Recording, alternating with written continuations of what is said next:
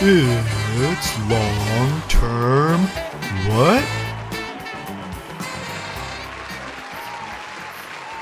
Okay, let's get started. In 2006, my wife and I took what's still my favorite vacation, 3 days on safari in Kruger National Park in South Africa.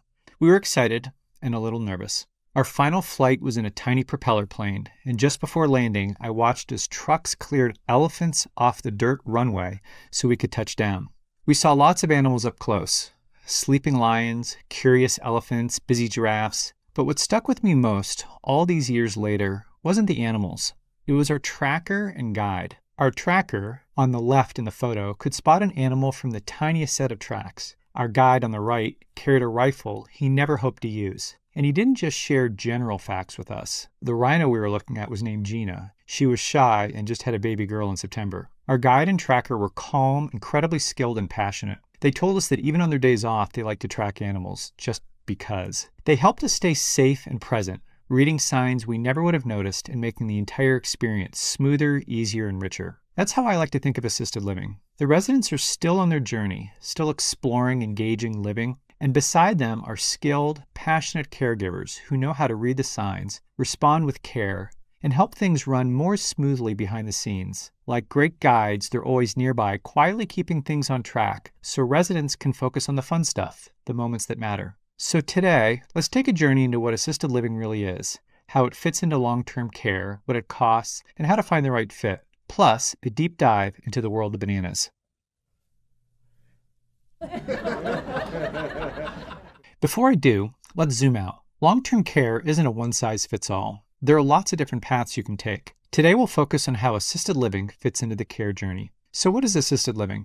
It's usually the first step in long-term care when someone needs more support and it's time to move out of the house. Think of it as a balance between independent living and long-term care. You are assisted with your living.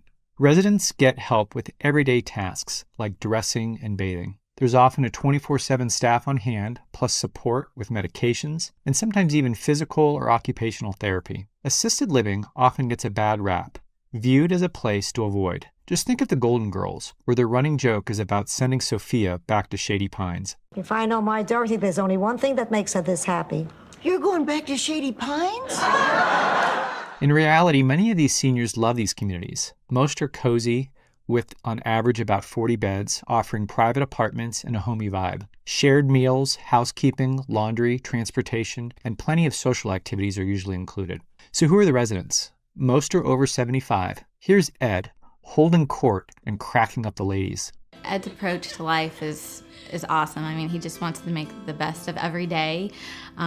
He supports the other residents, always tries to put a smile on somebody's face. It's just always positive. That's his nature. And 70% of residents are women. Why? Because women live longer.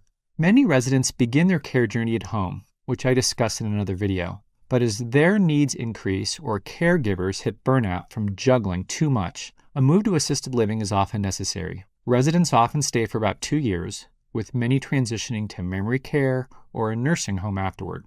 Let's talk about the costs. Yep, as you might have expected, the costs of assisted living are crazy expensive, close to $80,000 per year on average. Over the past 2 decades, costs have risen 4 to 5% annually, and since COVID, they've been spiking closer to 8% a year. Costs vary widely across the country, so see the link in the description for costs in your region. Assisted living is expensive, so how do people pay for this besides just out of pocket? Unfortunately, Uncle Sam doesn't pay. Private health insurance and Medicare don't cover long-term care. Medicaid can, but only after almost all of your assets are gone and your care options will be limited. Fortunately, long-term care insurance does pay for assisted living. At Long-Term What, we sell insurance and can help you find the right option. So how do you find a place? Make sure you do your research before you make a decision. Why? Most assisted living facilities are wonderful, but there are some bad apples. Some prioritize profit over patient care.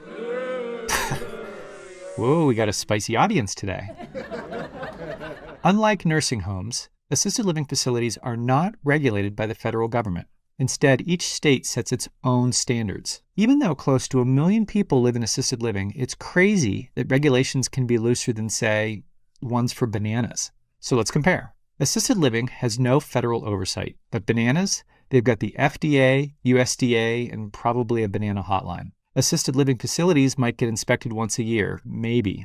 Bananas? They're checked more often than most of us go to the dentist. If something goes wrong in assisted living, it's usually just a fine. If something's off with bananas, full-scale recall, press release, national panic. So yes, the regulations are a little underwhelming, but that doesn't mean you're powerless. The most important authority? You. With a little research, you can still find the right fit.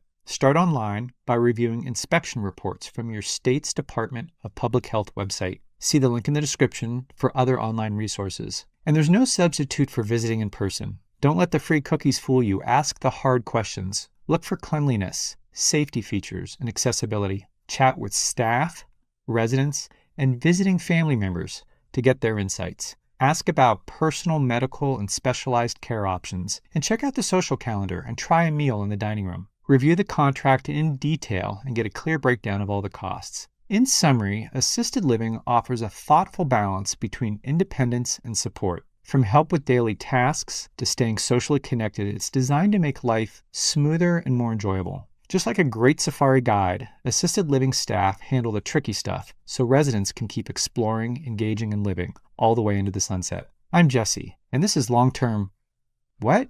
Where we make long-term care unboring. If this helped, share it with someone who needs it. Your kids, spouse, parents, or friends. Like this so more people see it, and subscribe for more unboring long-term care tips. Watch our next video or podcast or visit longtermwhat.com. Thanks.